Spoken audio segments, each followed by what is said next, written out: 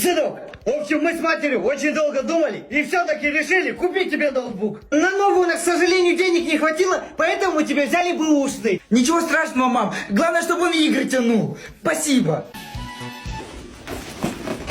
Раис, подожди! А как фильм на ноутбуке включить? А там просто в браузер заходишь и пишешь название фильма.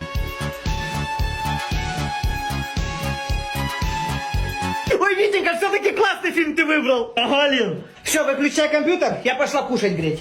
Лена, а как его выключать? Ну, Раис его просто как книжку складывает.